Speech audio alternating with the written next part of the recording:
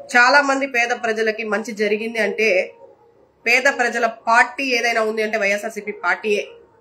అది బల్లగుద్ది చెప్తా. ఎందుకంటే నాకు ఎటువంటి లబ్ధి చేకూరకపోయినా, నేను ఎటువంటి పథకాలు తీసుకోకపోయినా, అర్హురాల్ని కాకపోయినా నేను చెప్పగలుగుతా. ఎందుకంటే నేను ఉండేదే సింగినగర్. సింగినగర్ అంటే తెలుసు కదా మీకు ఎలా ఉంటుందో.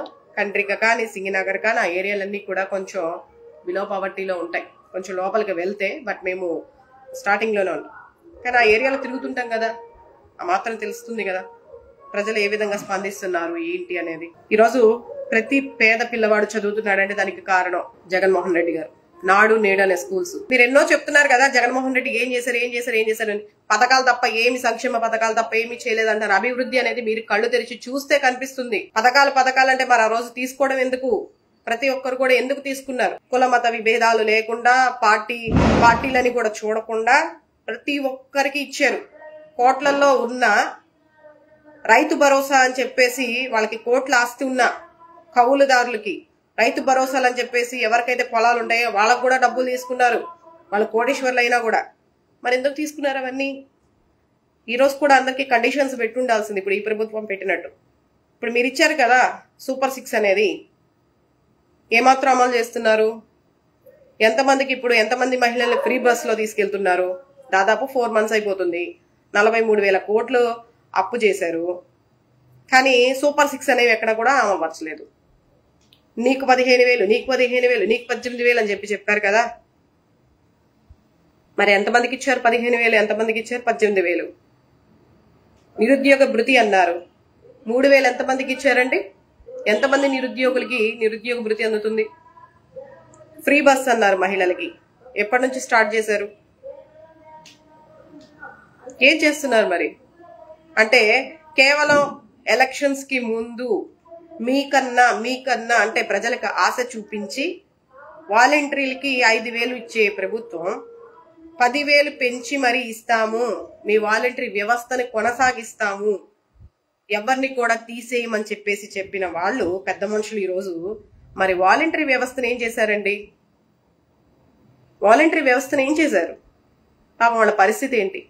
5,000తో కుటుంబాలను పోషించుకునే వాళ్ళు ఏదో 10,000 వస్తుందని ఆశపడి మీకు ఓట్లు వేయించి కొంతమంది నమ్మక ద్రోహాలు కూడా చేసి డబ్బుల కోసం వాళ్ళ అంటే అర్థం చేసుకుంటారండి. డబ్బులు అంటే ఒక 5,000 పెరిగిన కుటుంబ వ్యవస్థ కొద్దిగా మారుతుంది కాబట్టి వాళ్ళ ఆశపడ్డంలో తప్పేం లేదు. నమ్ముకున్న వైఎస్ఆర్సీపీ పార్టీని, వాలంటరీ వ్యవస్థని స్థాపించినటువంటి జగన్మోహన్ రెడ్డిని కాదని నమ్మక ద్రోహం చేసి మరి టీడీపీ వాళ్ళకి ఓట్లు వేయించారు కదా వాలంటీర్లు. పాపం వాళ్ళకు కూడా అన్యాయం చేస్తే ఎలాగండి? వాళ్ళ నోట్లో కూడా మట్టి కొట్టేశారు. వాలంటరీ వ్యవస్థ లేదు, 5,000 కాదు కదా, 10,000 చెప్పిన మాట గోవింద.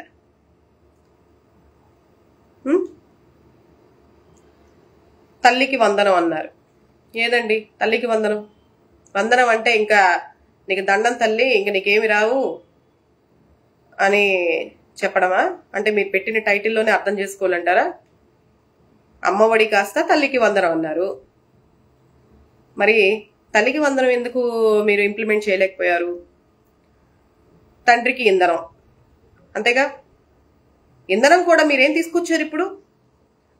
ఉన్నంతసేపు మద్యపాన నిషేధం జగన్ గారు చెప్పారు. జగన్ గారు అమలుపరిచిన మేనిఫెస్టోని 95% వరకు అమలుపరిచారు. అధికారంలోకి వచ్చిన 2 years కరోనాతోనే మన దేశం కాదండి, ప్రపంచ వ్యాప్తంగా అతలకుతలం అయిపోయింది. మన రాష్ట్రానికి ఆర్థిక వ్యవస్థ పూర్తిగా నాశనం అయిపోయింది. వచ్చే రాబడులు కూడా ఆగిపోయినాయి. అటువంటి టైంలో కూడా ఎంతో చాకచక్యంగా ప్రజలకు ఇబ్బంది లేకుండా హాస్పిటలైజ్ అయిన వాళ్ళందరికీ కూడా మంచి ఆహారాన్ని ఇచ్చి, ఎక్కడ కూడా నొప్పి తగలకుండా, అది మామూలు విషయం కాదండి. కరోనా అంటే గాల్లో వచ్చేది కదా వైరస్ అనేది. ఇప్పుడు తుమ్మితే, దగ్గితే చేతులు కడుక్కోవడం, శానిటైజ్ చేసుకోవడం ఇవన్నీ చేస్తున్నాం.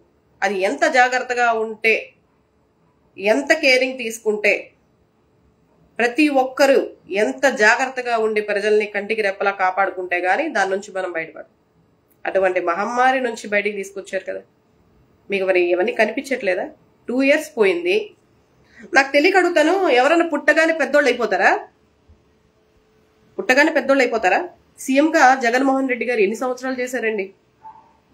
ఎన్ని సంవత్సరాలు అంటే 45 years ఇండస్ట్రీ అని చెప్పుకునేలాగా 45 సంవత్సరాల లాగా 45 సంవత్సరాల అనుభవం ఉన్న చంద్రబాబు నాయుడు గారే ఈరోజు రాష్ట్రాన్ని ఎలా ఎలాలా ఏంటా అనేది తర్జనా భర్జన అవుతూ ఉంటారు. తండ్రి చనిపోయి పుట్టెడు దుఃఖంతో ఉండి 10 సంవత్సరాలు కష్టపడి సీఎం హోదాలోకి వచ్చారు. ఫస్ట్ టైం సీఎంగా. ఆ వచ్చిన తర్వాత 2 సంవత్సరాలు కరోనాకే పోయింది. మిగిలిన 2 సంవత్సరాల్లో సంక్షేమ పథకాలు ఇవ్వడంలో కానీ, చెప్పిన మాట నిలబెట్టుకోవడంలో కానీ, అభివృద్ధిలో కానీ ఏమైనా తక్కువ చేశారా? తెలుసుకోండి. తెలుసుకోకుండా నోటికి ఏదొస్తుంది మాట్లాడేయడం కాదు.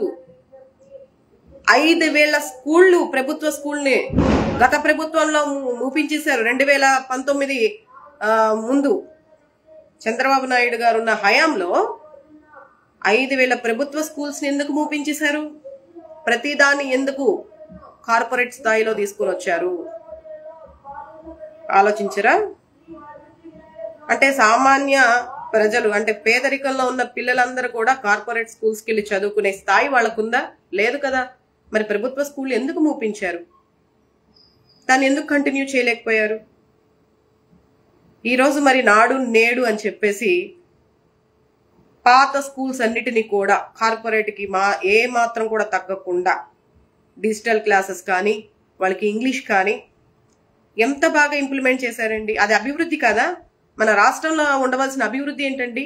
సరైన విద్య, సరైన వైద్యం, ఉపాధి. ఇదే కదా రాష్ట్ర అభివృద్ధి అంటే. ఆరోగ్యశ్రీ, ఎంతమందికి ఆరోగ్యశ్రీ ద్వారా మేలు జరిగింది? ఎంతమంది పేద ప్రజలు బతికి బయటపడ్డారు?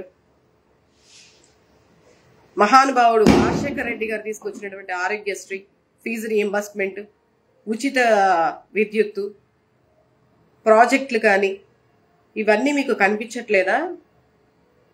జగన్మోహన్ రెడ్డి గారు కేవలం 2 సంవత్సరాల్లో, కరోనా తీసేస్తే కేవలం 2 సంవత్సరాల్లో ఎంత ఇంప్లిమెంట్ చేశారంటే దీని అభివృద్ధి కాదని మీరు ఎలా అనగలుగుతున్నారు? గుండెల మీద చేసుకొని చెప్పండి. ప్రతి ఒక్కరు రూపాయి తిన్న వాళ్లే. ఇంకా నేను రూపాయి కూడా, నేను అసలు వైఎస్ఆర్సీపీ పార్టీలోకి వచ్చానంతే. నేను ఏ పదవి తీసుకోలేదు. ఇప్పటికి కూడా నాకు పదవి ఏమీ లేదు. ప్రతి ఒక్కళ్ళు రూపాయి తిన్న వాళ్లే. వైఎస్ఆర్సీపీ ప్రభుత్వాన్ని లబ్ధి పొందిన వాళ్ళే ప్రతి ఒక్కళ్ళు. ఆ ప్రభుత్వం ఉన్నంతసేపు